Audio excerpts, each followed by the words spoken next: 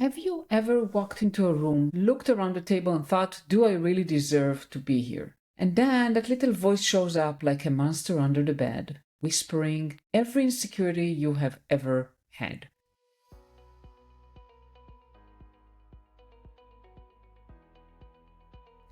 Welcome to From a Woman to a Leader. My name is Limor Bergman. I'm a former director of engineering turned executive coach for women in tech. And if you have ever felt stuck, overlooked, or like you're doing everything right but still not getting the recognition you deserve, this podcast is for you. Each episode brings real stories and practical strategies from women who have built bold, impactful careers on their own terms. If you want to grow your confidence, influence, and leadership without pretending to be someone you're not, hit subscribe and join me on Substack so you never miss an episode. Your next level starts here. And in today's episode, I'm talking with Sheila Buswell. She's a CEO and co-founder of Buswell Biomedical. She's a U.S. Army veteran, mechanical and biomedical engineer, and the author of Is This Seat for Me? Overcoming Imposter Syndrome in Everyday Life and Business. Sheila shares how being a generator mechanic in the US Army, often the only woman in the shop, actually felt more like a meritocracy than her first corporate engineering roles. In the military, no one cared what she looked like. They cared if she could fix the generator. Then she entered corporate America and was told not to be so girly if she wanted to be taken seriously as an engineer. We talk about what happens when you start to believe that you deserve every seat at every table you sit in, and how to handle it when you are the only woman there. Sheila breaks down the 5 personal solutions from her book, including how to remember your past wins, stop comparing your journey to everyone else, give yourself grace, and talk back to that negative inner spiral that tells you you're not enough yet. And I share my own experience of watching the number of women shrink the higher I went in tech leadership, and how dangerous it can be to get stuck in, I just need to learn one more thing before I raise my hand. If you're a woman in tech who keeps postponing your next move because you think you need to be more, do more, learn more before you're worthy of that or opportunity, this episode is for you. So are you ready? Let's dive right in. Hi Sheila, how are you? Good, thanks. Thanks for having me. Thank you so much for being here today. Very excited to talk to you about a topic I feel like you cannot talk enough, which is imposter syndrome. And I wanted to perhaps start with your background. I think it's very interesting because I talk about male dominant field, and you have been in a very male dominant field, a very muscular field. You've been in the military, and also I know that you're an engineer by trade. You studied mechanical engineering. So kind of tell us a little bit about your military journey and how it was like for you being a woman there. So I lost a full ride scholarship. I know you're from Israel, and I think education's free there. So it's different. Close to free, not free, but not very expensive. So I had a scholarship. So engineering was free, and then all of a sudden it wasn't. Right. So I joined the military after I lost my scholarship because it was tied to a high GPA, which in mechanical engineering, there's people who kept high GPAs. I'm not one of them. And so I went into the military with this idea, or at the time it was a common misconception that it was go to the Army, go to jail. Like in the US military, it was common that you'd either get in the military, you get by a judge, or a jail sentence. And I had this idea that I'd be, in the military and I'd be better than everybody else. And for many different ways, there wasn't a lot of, we talked before, in maintenance, I was a generator mechanic. And in the military, there's not a lot of females, but in maintenance, they're very few and far between. So when I entered the engineering corporate world, I was accustomed to being the only woman around. And I think that prepared me in a way, but the military was more of a meritocracy. Like I was a generator mechanic. It cared. The people who wanted their power, their light, their heat on didn't really care what was going on in the person's underwear or what they look like. They cared if they were able to solve their problem that they had. So I expected the same in corporate America, and that wasn't necessarily my experience. Like the first thing, people would judge a book by its cover. And I think the military was great in that I was very confident in my ability. When I went through engineering school, I was totally like, I can fix generators. I went through basic training. I did all this stuff in the US military. I can do all the things. And so then when I went to corporate America, I was like, I have a mechanical engineering degree from a good engineering school. And I was a generator mechanic in the US military. I'm more than qualified to be where I'm at.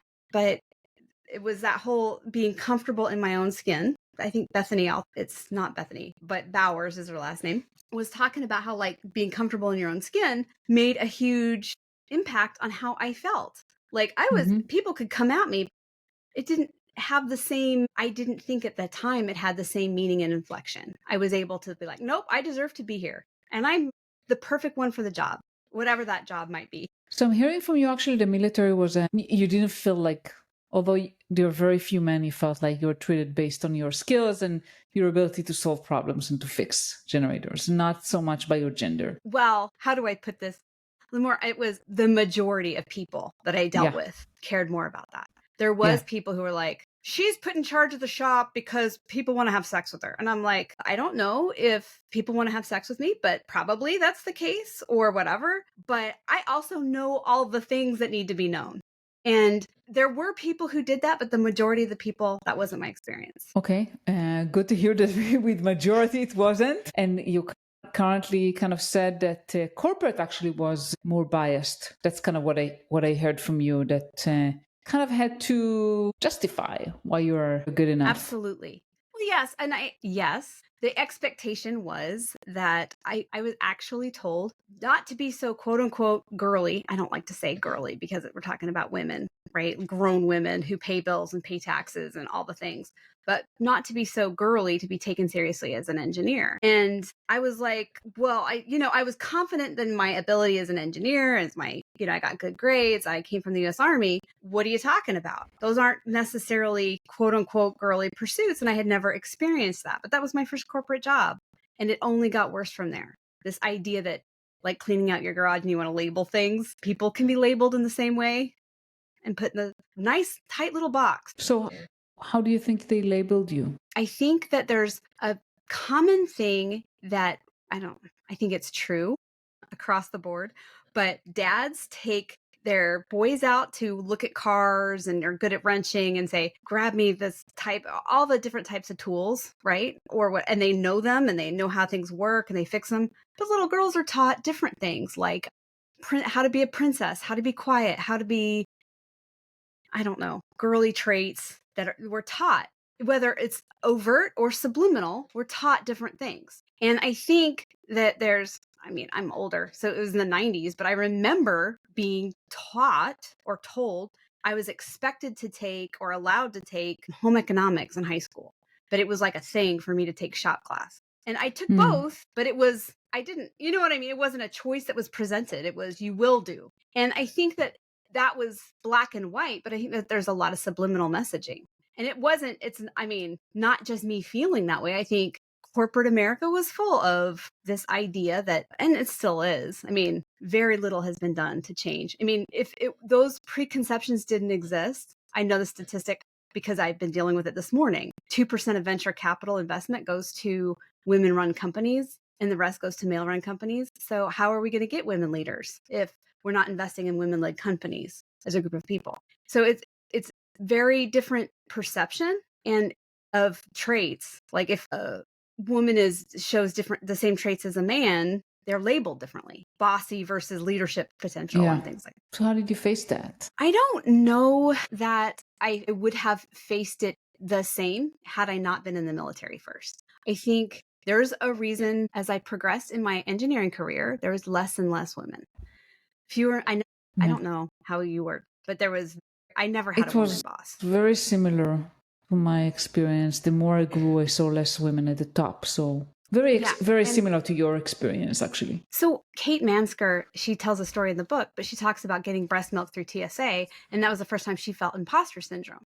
And it wasn't like, it's just she's traveling with engineers that she liked, they liked her, but there's just a different life experience, right? It's not that they're familiar with mammals, they had wives, but they didn't have to one-on-one deal with, when they were traveling for work, making sure the conference room or whatever, the conference had ration, for people, and women traveling, going through and getting, expressing frozen breast milk or whatever. It was just wasn't something that was on their radar. And for instance, I don't have any kids, so I would have no idea. If she'd ask me the same question, she'd probably feel more comfortable asking me. But as I grew in engineering, I would have found out. She would have been more comfortable asking me, but it wouldn't have been a difference of, there's going to be those people who'd be like, see, this is why women shouldn't work. But then there's also going to be the majority who are like, yeah, I have no idea about that.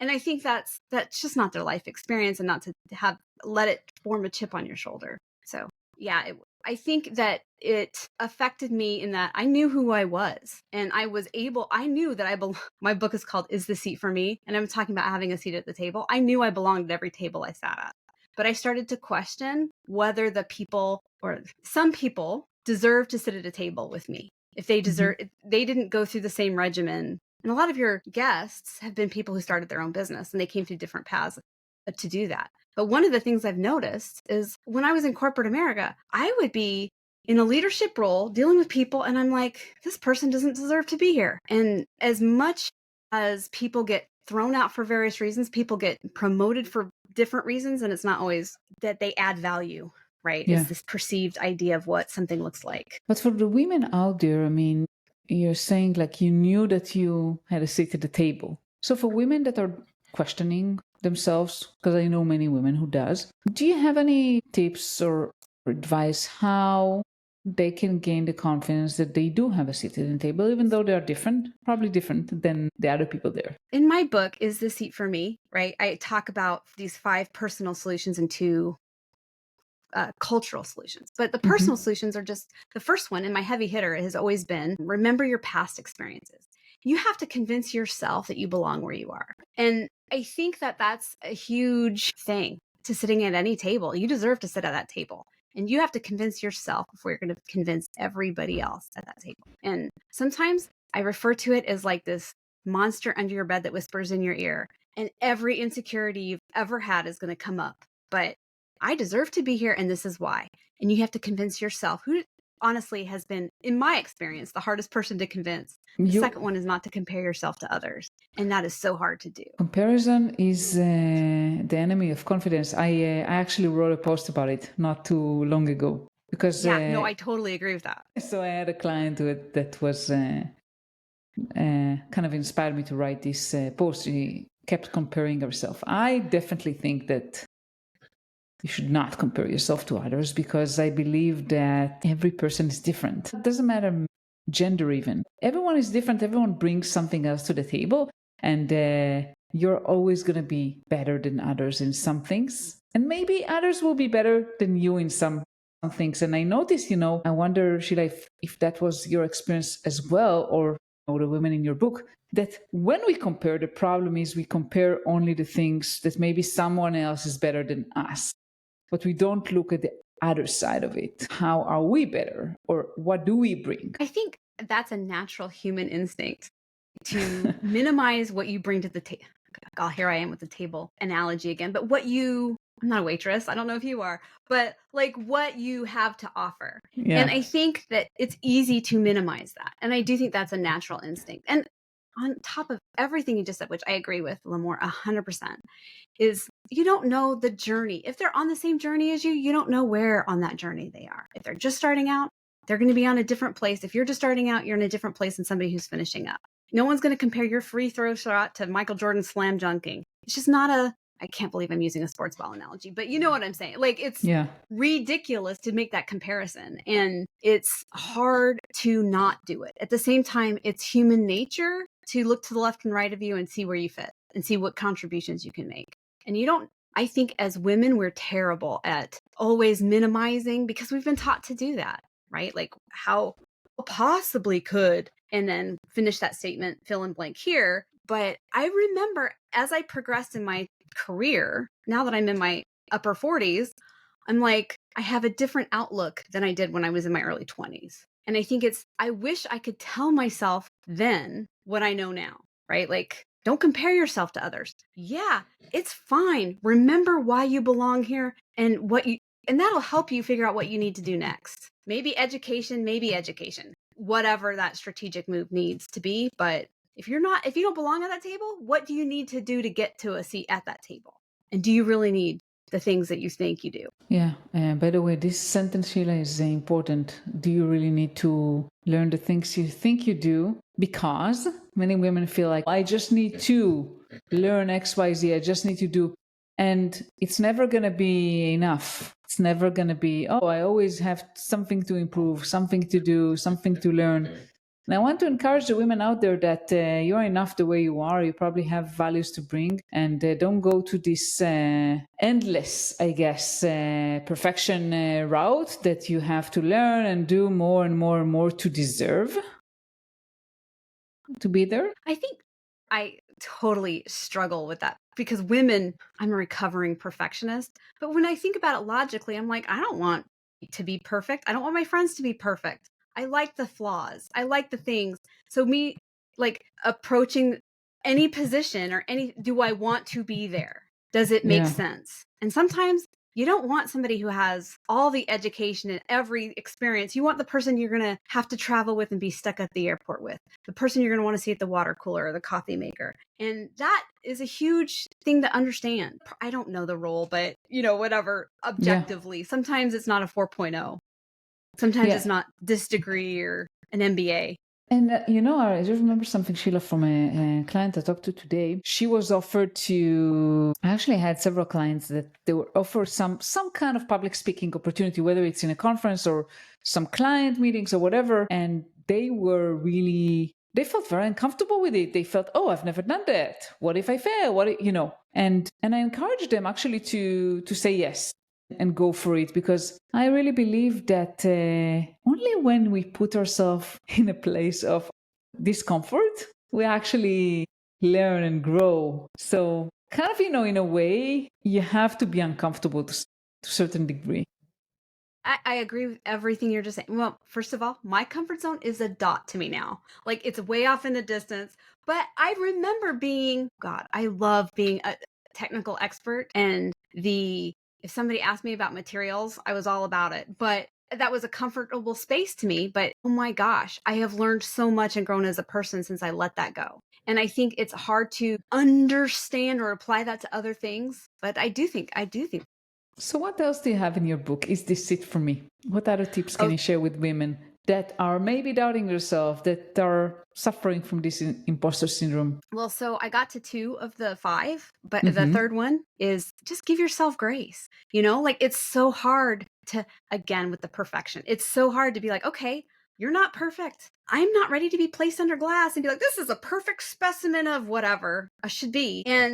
But to strive to improve yourself, and if it's important to work towards it, but understand, again, with the journey, that you're not there. And it's important to understand, okay, I don't know, 5'7", and I'm never going to be crazy tall. I'm never going to be a supermodel, but I am never going to play for the WNBA, but that I don't really want to, right? I have a value here. And it's my greatest value is my ability to do hard work, to do the things that other people won't do. And that can be applied to math, that can be applied to engineering, that can be applied to being a generator mechanic and smelling weird, like 90 weight oil doesn't smell great. I don't know if everybody knows the smell of that, but I do. But I mean, it's important to acknowledge that, okay, I am not going to be everything to everybody, but I am good at these things. And that's remembering your past experiences and giving yourself grace where you don't necessarily fit. And you can see, okay, I'm not able to run an Ironman, or I don't want to run an Ironman, but I am able to go to the gym every day or whatever, wherever you fit. And I love the sentence, I'm not going to be everything for everybody. I love that. And it's so hard to have the bravery to not be liked, but to understand not everyone's going to love you. You're not ice cream. Ice cream. People are even ice cream, even with ice cream, you know how many discussions we have on our family. What is the best flavor? Like, oh yeah, I think you hit a very important thing here, Sheila. Like, not everyone is going to like you, and we all want to be liked so much that it hurts us. because we're trying to please. And then Oh, people yeah. not respecting us as they should, because we always say yes, we always try to please, we always be nice, and then people don't respect us. So it kind of, works on the opposite way. And then they don't like you by default. They don't respect you. And I think true liking comes from respect. I would say, I mean, I'm not looking for people to like me necessarily, but I want the respect. And I don't know if everyone is going to like me, by the way. I think at least what I faced, Sheila, in my career, that with some people, sometimes it just didn't click. Like they were very different than me. Their values were very different. So it was hard for me to build genuine kind of connection. I never expected them to like me, but I wanted to build some kind of relationship based on respect. So at least, we understand each other. We understand where each of us is coming from. We understand the values we bring. We don't have to like each other. That's okay. And that was okay with me. Well, and that's the hardest thing with leadership is it's like being, okay, some things are not going to be popular, but you have to be a leader and do them, right? When I was in charge of a generator shop, right, I was in charge of the engineer shop, but telling somebody to go sit on a cold generator and do the thing that needed to be done, that sucked. Yeah. To tell somebody to do something, I knew I wasn't going to be liked. I knew that I was going to be called everything under the sun the second that person I was behind a different door than that person. But I knew it had to happen. And I think that having respect is more important than being liked, because you're not going to be liked by everybody. And absolutely. That's just, it's simple to say, harder to do, that I know. Oh yeah, there's so many things like that. Well, thinking about that, that's the next one is to talk to yourself positively. And that's so easy to get a negative self-spiral talk. And it's so easy to be like, you don't even realize you're doing it. Or one doesn't realize they're doing it. I totally went on a downward spiral about my inability to apply mascara expertly. You don't deserve whatever. It's weird. Again, the monster under the bed whispers in your ear these insecurities that you've always had. And it's hard to battle that, but to keep perspective. And you get better at, again, not to compare your past, but I'm better at catching it than I was when I became aware of it. I'm better at catching it than when I first started out. And the last one I got from my grandma, and she said, to keep it in perspective, will this matter in a year? And there are some things that happen and it won't matter in 10 minutes. And there's some things that seem trivial at the time, but matter. And it's hard to have that knowledge and foresight now, but to ask yourself that question. Somebody cuts you off in traffic. Is it really worth having road rage and killing people? No, it's not. You're going to forget about it in 30 seconds or in a couple breaths. But when I first started out in engineering, I answered to the wrong name for years. And every time, maybe it didn't matter. But yes, it mattered. It absolutely mattered. But I don't think I had that foresight at the time. Names are important, by the way. You remind me something like when teachers misspelled my kid's name, it really bothered me a lot.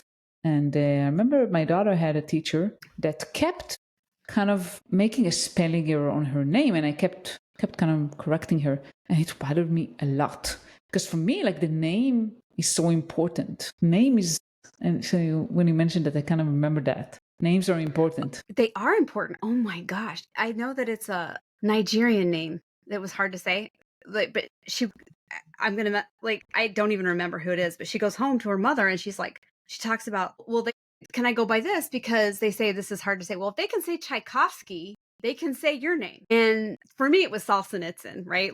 If you can remember Solzhenitsyn and say Tchaikovsky and Solzhenitsyn correctly, they can call you Sheila and not Susan or whatever.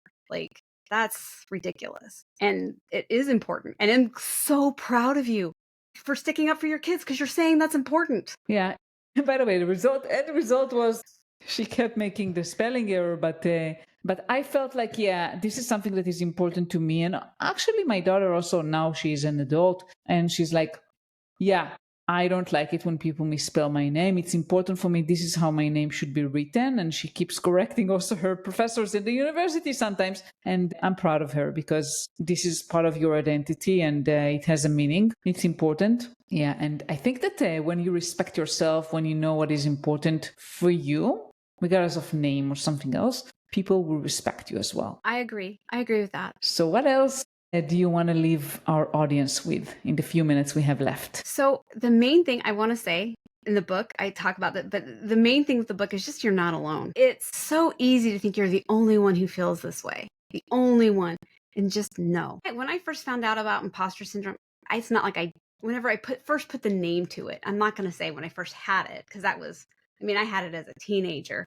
and whatever, I still have it now. But when I first put the name to it, I've learned a lot about it, but I started talking to other people about it. And it's a phenomenon that's felt universally to different degrees and different frequencies. But I don't think that people acknowledge or understand that it's universally felt. It's not something that was talked about.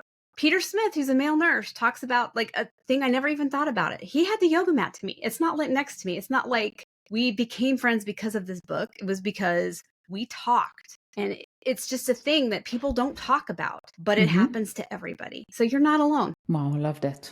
And for our listeners, Sheila's book, Is This It For Me? Overcoming Imposter Syndrome in Everyday Life and Business. And I'll put a link to the book. How else can our listeners find you, Sheila? Buswell Biomedical is my company, buswellbiomedical.com. Perfect. I'll put Contact that as us. well. Yeah. Thank you. Thank you. And it's so been a pleasure, much. Limor. I really enjoyed talking with you today. Thank you so much. Thanks. Thank you so much for listening to the episode with Sheila. And before you go, I want to share with you what's coming up next week. So next week on From a Woman to a Leader, we're going straight into a place most of us never learn to navigate in our careers, our subconscious mind. And I'm talking with wealth and purpose strategist, Egle Aleknaviciote. Hard to pronounce her last name, but she's incredible. And we're talking about why you can be ambitious, smart, and accomplished, and yet still feel unworthy, stuck, or scared to fail. We talk about the little moments of bias that chip away at your confidence, how perfectionism and people-pleasing are wired into us, and what it actually looks like to reprogram those beliefs so you can lead boldly and earn more. So for any of you that think, I should be further along right now, or who am I to ask for more? If you have those things inside your head, I think this conversation will help you. So don't forget to hit follow, subscribe, share this show with any woman that you feel needs to hear those messages. Join me next week. Your inner glass ceiling is about to crack. Thank you so much for listening today, and I'll see you next week. Bye.